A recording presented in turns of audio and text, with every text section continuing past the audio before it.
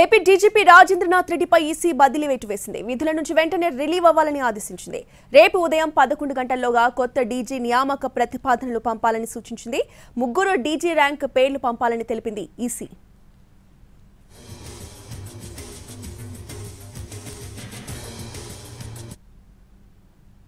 DGP వైసీపీకి అనుకూలంగా వ్యవహరిస్తున్నారు అంటూ గత కొన్ని రోజులుగా ఈసీకి ఫిర్యాదులు చేస్తూ వచ్చింది ప్రతిపక్షం. ఆయన్ని వెంటనే విధుల నుంచి తప్పించాలని డిమాండ్ చేసింది.